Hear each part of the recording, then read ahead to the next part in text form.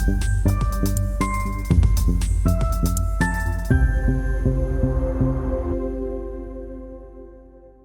welcome to our channel. I'm Dee. I'm Kelly. And we are Sisters of Stitchcraft.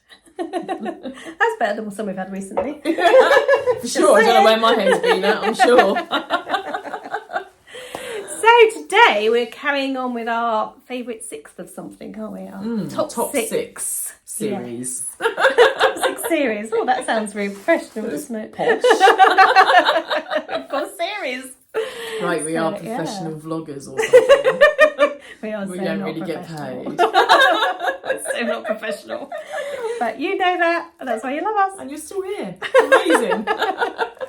So our top 6 things today are top 6 things that you might not necessarily consider to be sewing tools, but we are. use in our sewing rooms. We wouldn't live without. They're tools, sort of hacks, I guess, in a way. Yeah, but they're things that just we things that are a use little to bit make outside the box. to make our sewing a little bit easier. Yeah, Something a bit different. Yeah, not your standard tools. To your standard tools, yes indeed. Absolutely. So who's go first? You go first, yeah. Shall I do this one first? Do that one first. This is my favouriteest thing. Knee pads. Wouldn't be without them for cutting out that fabric and patterns on the floor. Yeah. Yeah, I have to use these. Makes such a difference. Yeah, amazing, isn't it? So something simple like that, and I didn't even buy these. These were an old pair of mats. When I first started sewing, I was like, oh, my knees. He was like, for goodness sake, have them. Never look back. I did at one point, I couldn't find them. And I bought a different knee pad type, and I didn't like them. I really wanted these back. I wonder if that's because those are a bit bigger, because they're mats. Maybe. I never thought of that. Maybe that's true. Maybe, I don't know. I don't know what the other ones look like. But so that's a tool knee pads that you would not necessarily consider had anything to do with sewing. Exactly. What's your first one? So my first one is going to be a bit of white paper or card. Now, I don't know about you, but in my middle-agedom, I do struggle to see the eye of the needle when I'm trying to thread it, and my threader's not working. Yes. My threader does work, I just don't know how to use it. So I find if I place this behind my needle, I can see the eye really clearly, and I can just thread it almost straight away every time. It's very rare that I struggle now to thread my needle, but I also use it to slide underneath so that when I'm taking the needle out, it doesn't drop into my machine. What a fantastic idea! I've done the eye of the needle, but I've never thought of that. Yeah, great idea. I just saves it going. It happened to me once. Never again. Oh my god, need to get something under there. So I use it under. I use a bit of paper or white card. Doesn't have to be white for that, to be fair, but I find white better for the needle. Yeah, definitely. Yeah. But yeah, I have it by. Normally what I use is Specky Seamstress card. The bias binding comes on. Yeah, great. That's normally what I use. I fold it and I put it behind my eye, and then I also have it flat under there. So so I use that for those two things, and it makes such a difference to my life. A tool that you've all got lying around the house. There, you've got it. You've got some somewhere, and it's probably usually free. Definitely, absolutely, something that comes in the post or anything, So my next one isn't free, and it isn't something you would have lying around the house, but it is thinking shears. And the reason I've used these today is because what I use them for a lot isn't just to stop fraying. It's actually when you're doing the corners round things and you want to do the clipping in, rather than clipping in, you can use these. Such a good idea. Give it a quick cut, and you've already got the little cutting marks there. So I use them for that mostly. These are a bit stiff actually. Mine is stiff. I don't know if that's just a thinking shear thing. Yeah, I think it must be. Maybe they need oiling. I was thinking maybe it's because I've used them too much. But so I don't really snip in very much now. I just because you trim and then you snip. Well, you can do both at the same time. Yeah, what a good idea. So time saving. But not a free one that you're going to be looking around. You have lying around the house, but something you probably will have. Some people you do may have not use like it for this reason. You may use them to stop fraying and things like that. So. Cracking. Yeah. Top tip. Not just a tool, but a top tip. Hey, this is top tips. That's what this should be called. It should have been called top tips, not top tools. Maybe we'll change the title before we put it out. Right, so my second one is... Top tips. Being on a bit of a tongue twister there. You got to watch what you say. So my second one is washi tape. Everybody loves a bit of washi tape. They can be used for so many things. I think So Hayley Jane might have done a vlog on it actually, or a blog. I think she might have done. But I use them to mark my like where I need to my seam allowance needs to go, because I'm not very good at straight lines. Yeah. I'm not very good at concentrating on where it needs to go. And if I've got some pretty washi tape there, then I know that I'm doing okay. Yeah. And also it's great because when you lift it, it doesn't leave any marks. No, and you can put it back if you as use well. sellotape, it leaves marks. If you need to change your bobbin, you can take it off, put it back. It's great. Yeah. It's great. The other thing that I use it for a lot is when I stick PDF patterns together, or if I want to lengthen a pattern or change a pattern, the extra bit that I'm putting in, I use it for that. I used to use it for that, but although it is nice and pretty on your pattern pieces, I do feel it was a little bit of a waste of my washi tape. I did begrudge it a little bit, so I tend to now use medical tape, which is another top tip. Yeah, another top tip. So look, just because you're talking about the tape, so I use that, and because it's white, it's also almost see-through, isn't it? Yeah, so you can see the lines. You can see the lines and everything through it, so that's quite good. That's a really good idea. So I definitely do. I still use it always as my line, and like you say, it's quite pretty on the machine to see the patterns I and think stuff. And you've got some nice washi tape. Yeah, I definitely do that, but I have stopped using it now on my patterns. So I don't really.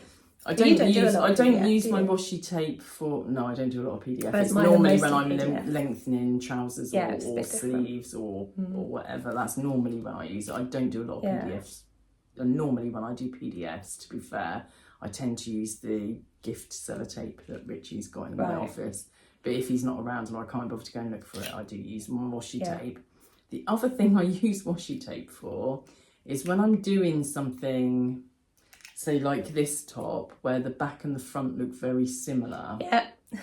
I use a bit of washi tape on the back of my pattern, on the back bodice of patterns, so that I know that that's the back until I put the label in. Yeah, it's funny how you get these little things that you do all the time, isn't it? Yeah, so that's what I use washi tape for. That's a great tip, that is. Yeah, I've not done that. Have you not? No, I tend to put a pin or something in, just that. Oh right, I never thought about putting a pin in. I'm just like, what can I do? Well, sometimes you don't want it if it's a fine fabric. You don't want to put a pin in it because it's so. I might, but I quite often will write back on a piece of paper and pin it. But yeah, that's a great idea, just to identify so that it's different. That's the back. Yeah. Do you know what I mean? But I also, what I used to do is I used to stick on a piece of paper where I'd put back, front, and then stick it on with washi tape. And then I thought, why don't I just stick a bit of washi tape on there? I know that's the back. That's fine. I don't need to label every single piece. No, you don't. Absolutely. The front's not got anything on. The back's got the washi tape on. And again, as long as you always do the washi tape on the back. As long as you do it always on the back. Otherwise, you might confuse yourself. Yeah, exactly that. Always do it on the front or the back, either or. Yeah. But make sure you do that with every pattern that you're going to be doing that for. Yeah, don't chop and change. So that's what I use. That's funny, isn't it? Because I always mark the back. So I always put it back on the back. I don't tend to put the front on the front. I mark the back. How funny is that we both just back? Weird. Yeah, how odd Does everybody else do that? Yeah, do you all just mark the back? I don't know, but that's really what I do too. Yeah, it's weird. Yeah, so there you are. Washi tape. We all love a bit of washi love tape. It. And it's so pretty. There's so many beautiful washi tapes. And I must admit, the patterns that have got it on, when I get them out, and because I've got like clear envelopes that I keep them in, and I pull it out, it does make me smile when I see my washi tape, because it's always pretty. It's always got something pretty and nice on it. Yeah, it's beautiful washi tape. I'd never heard of it until I started sewing. I've done a little bit of journaling, which is why I can remember asking you Emma and saying, what's washi tape? People are going on about washi tape all the time. What even is it? And you had to explain to me what it was. But yeah, great for journaling and stuff like that as well. So my last one is a tape again. Oh, I love a bit of tape. I love a bit of tape today. But this is the double-sided sticky tape, the really fine quilter's tape, I think it's called, isn't it? I use this for a lot of stuff. I think the main thing that people use it for, which is quite well known, is for zips. Yes. So when you're doing zips, instead of pinning, because you can't really pin them in, you can use this. Do have to be a little bit careful sometimes, because you can, if you don't sew over it, you can get a little line of it, but it does sort of come off quite easily. Washes off, doesn't it? Yeah, so it does come off. Yeah, because it's a bag, you might not necessarily be washing it, but you can usually get off with your nail and stuff. So be a bit careful with that. But the other thing that I really like it for is if you're making something with vinyl or leather or any fabrics like that you can't pin, if you've got, say, a pocket that's going on the front, you can use this to line the pocket. So, what a good idea. So rather than pinning it, you've got it there ready to sew on. That's a really good idea. So, so I've used it for that as well, and in shoemaking for doing stuff like that as well. Amazing. But yeah, definitely use it for lining up your pockets and things. That's really cool. So, I use it for sticking my labels on. Yes, well that's similar thing. Yeah, absolutely, and that's what I've done before as well. Just because sometimes when you pin it, they move, don't they? Or they so distort. Annoying, isn't it? Yeah, then you're like half of it's hanging off. Yeah, so I do tend to use it for that quite regularly, and again zips and a few bits and pieces. It's a really handy thing to have. Actually, really handy and very cheap as well. Yeah, so, reasonably priced. Yeah. So so that's my 3 all done. So what's your last one, Kelly? My last one is tissue paper. Yay! This one came in a subscription box. And recycling at its best. What I do is, you know when you get really fine fabric like a viscose or I imagine silk, I don't sew with silk, but really fine fabrics, it can kind of get pulled down into you feed dogs, is that what they're called? Yeah. That's exactly what they're called. Into the machine. So if you just rip off a little bit of tissue paper and use it at the top end before you put it through the machine, it stops that from happening. And it just comes through lovely, and you can just rip that off. It doesn't affect the stitches or anything. I've heard about this. I've never actually used it myself. I do it a lot. You've actually done it. Yeah, so that's really it's really good to hear from somebody you know that it works, isn't it? I did it with something I saved recently, and I can't remember what it was. So I'll put you on the spot there. Probably my nail blouse, maybe. I feel like maybe I made something else this month that I'd forgotten about. But it's one of those things you quite often see on a reel on Instagram or something, and you're like, does it really work? It really does. So it's really good to hear that it really works. I use it all the time when I'm using a finer fabric. That's really interesting. And I think it was my black nail dress. Even that was getting pulled in at one point, so I just it's fine, like a feeder, I guess. Yeah. And it just stops it from getting. It gets all scrunched up, doesn't it? And it kind of ruins the fabric if you're not careful. Yeah, definitely. So top tip, a bit of tissue paper. I have always got lots from the subscription boxes. I save it until I've got too much, then I bin them until I start running a bit low, and then I save them again because it just works. And it's such a simple, easy thing. And you know what? It's great. I mean, because you can't recycle this. So you get it in your subscription boxes and then it has to go in the normal bin. Or I use it for wrapping presents and stuff. But it's another great idea to reuse it. I know it's still going to get binned, but at least it's getting another use out of it first. Yeah, absolutely. And it rips off so easily. It's I just absolutely love that.